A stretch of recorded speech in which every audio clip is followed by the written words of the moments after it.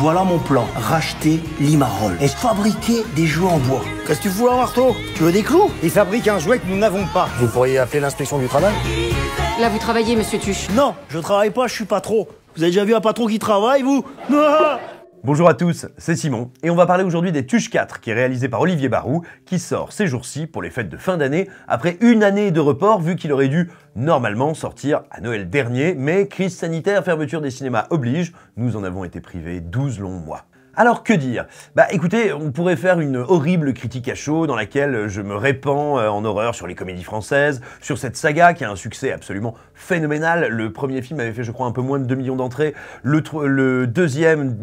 ils étaient tapés dans les 4 millions, puis après 5 millions pour le troisième. Bref, c'est une saga qui a un succès monstre, qui ne se dément pas, et dont il y a toutes les raisons de croire que le public sera encore au rendez-vous pour ce quatrième opus. Alors bien sûr, moi c'est pas des films qui sont très chers à mon cœur, donc je pourrais y aller en métaphore épaisse, granuleuse et vicieuse sur combien tout ça me déplaît, mais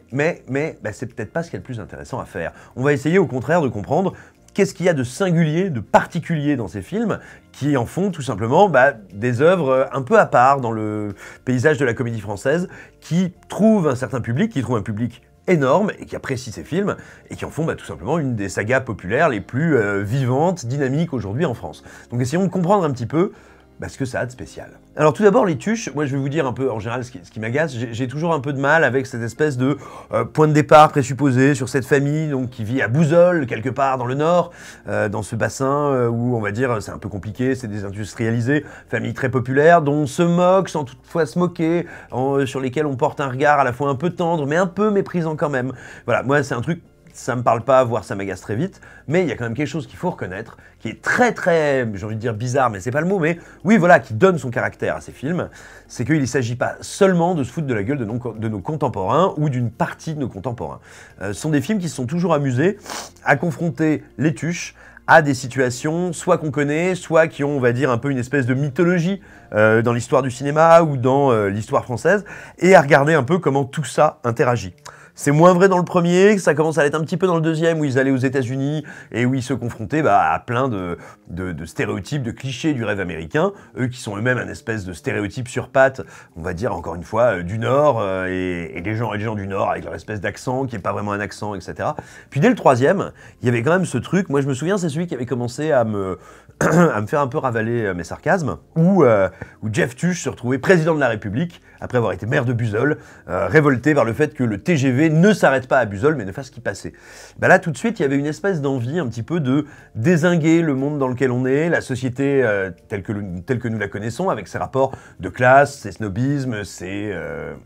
présupposés, ses clichés, mais qui était vraiment assez corrosif en fait. Et du coup, c'est intéressant de voir arriver ce quatrième épisode dans lequel, grosso modo, sans vous spoiler le truc, mais si vous avez vu la bande-annonce, je ne vous apprends rien, la famille Tuche va se frotter aux GAFAM, en l'occurrence à une entreprise qui est, on va dire, un espèce de succédané d'Amazon, qui s'appelle Magazone, et dans laquelle travaille le beau-frère de Jeff Tuche, son beau-frère qu'il déteste depuis des années, et avec lequel il va être obligé, dans un premier temps, de se confronter, puis véritablement de s'affronter, à l'occasion de la reprise d'une usine de jouets. Si vous voulez, ça a beau ne pas être ma cam, moi ce que je trouve assez intéressant, il faut bien voir, donc je vous le disais, le film est réalisé par Olivier Barou, comme les trois précédents. Olivier Barou, c'est Olivier de Cad et Olivier. Et il a un univers qui n'est pas celui, on va dire, de la comédie française classique. Vous avez peut-être encore des souvenirs de Cad et Olivier, vous l'avez peut-être redécouvert après sur les plateformes vidéo diverses et variées, et puis vous avez peut-être vu Pamela Rose, etc., les autres films qu'il a fait. Ce qui est intéressant avec Olivier Barou, c'est qu'il a un univers qui, certes, bien sûr, vient, on va dire, qui est un peu le post-esprit canal,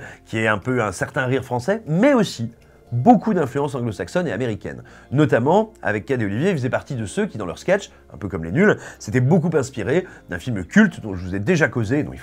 auquel il faudra qu'on dédie une vidéo tellement il est génial, qui s'appelle le Hamburger Film Sandwich. Un des premiers films des Zaz, co-réalisé par John Landis, qui est pas aujourd'hui, on va dire, le plus connu des grands classiques de la comédie américaine et qui pourtant est un des plus fous, un des plus déments et qui a on va dire, des volontés de pastiche, de parodie et d'absurde qui ont énormément inspiré les nuls, KDO et toute cette école, un peu les Robin des Bois, un peu moins, mais voilà, toute cette école du rire français. Et c'est quelque chose qu'on retrouve en partie dans les Tuches. C'est-à-dire que quand on quitte un peu l'espèce de portrait, genre ils sont débiles, ils aiment les frites, et puis ils comprennent rien à rien,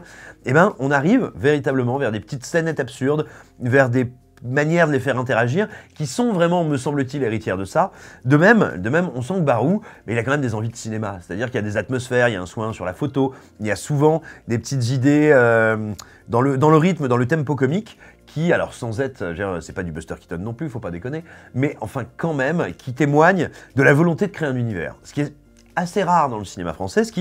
dans le cinéma français, dans la comédie française, ce qui sans doute fait aussi pour beaucoup dans le plaisir qu'on peut trouver dans ces films, parce que on rentre pas juste dans une énième comédie qui va se passer à Paris avec 3 proto-bobos. Non, on est dans un monde avec des codes un peu délirants, un peu fous, avec des personnages dont les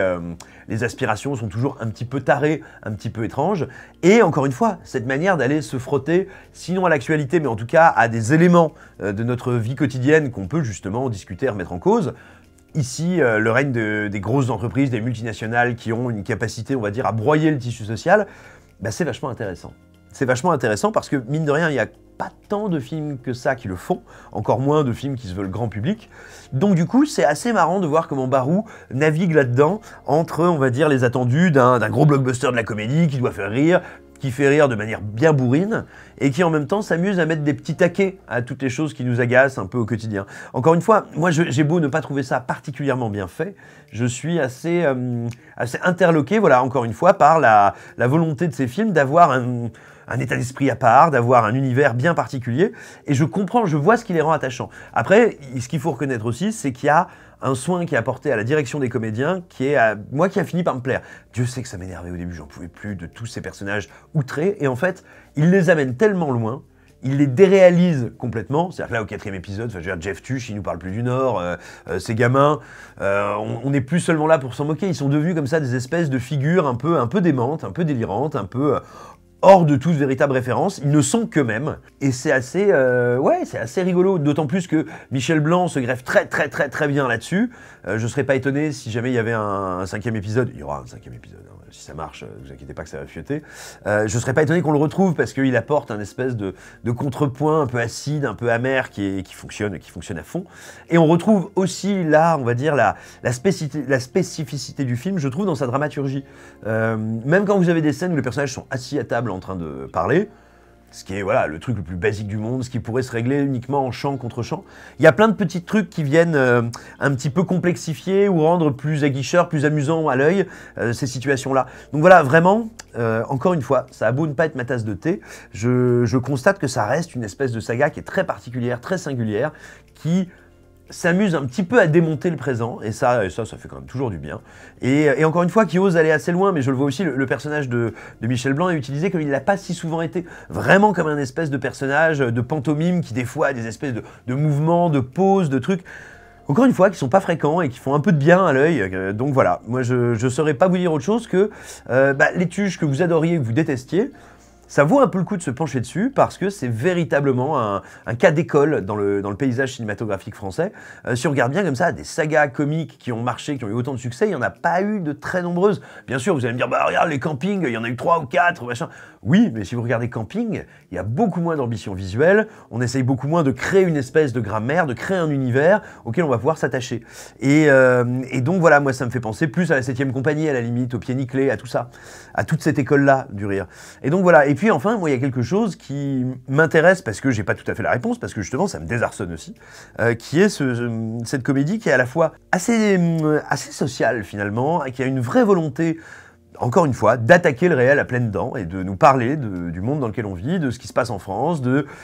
on pourrait dire, alors c'est un slogan un peu rapide, hein, mais on pourrait presque dire que c'est un film qui est un peu à double personnalité. Il y a une personnalité dont on pourrait dire que c'est un peu un film gilet jaune, qui a envie de parler de qu'est-ce qui se passe quand le travail disparaît, qu'est-ce qui se passe quand on ne peut plus, même en travaillant, gagner sa vie, qu'est-ce qui se passe quand on est face à des classes sociales, à une bourgeoisie, à un patronat, et donc on va dire en général à une industrie qui est capable de broyer complètement le corps social et de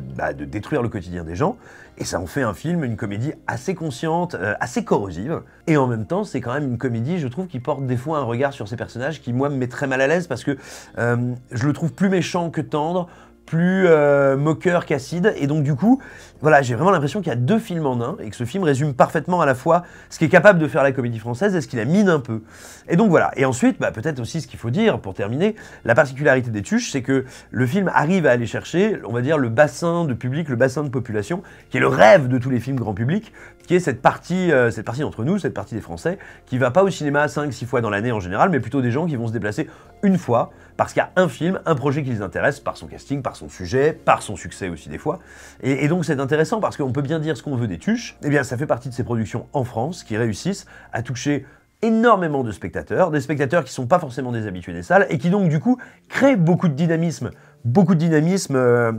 artistique, culturel, économique, dans le cadre du cinéma français, qui, on l'a déjà dit, a un système qui est très intéressant, qui est un cinéma beaucoup plus varié qu'on ne veut bien le dire, y compris dans la comédie, mais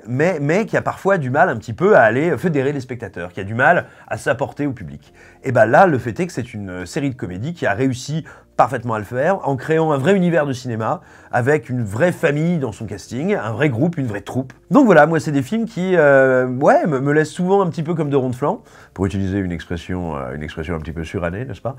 mais qui en même temps me donnent souvent tort, déjouent souvent ce à quoi je m'attends, et mine de rien, c'est aussi un des plaisirs du cinéma, c'est de constater qu'on se plante un peu, que tout simplement ce qu'on regarde n'est pas ce à quoi on s'attendait, et que finalement, il faut quand même toujours se confronter aux œuvres pour avoir quelque chose à en dire. Écoutez, j'espère que cette vidéo vous aura intéressé, j'espère que cette vidéo vous aura diverti, j'espère qu'elle vous aura donné envie de voir le film, ou en tout cas d'en causer. N'hésitez pas à la partager, à la liker, à vous abonner à cette chaîne, à taper sur la cloche pour ne louper aucune de nos productions audiovisuelles, mais aussi à aller lire la critique qui est en description de cette vidéo, et puis, pourquoi pas, à vous abonner et devenir membre premium de la communauté Écran Large. J'espère que vous allez bien, on pense bien à vous en cette fin d'année. À très bientôt.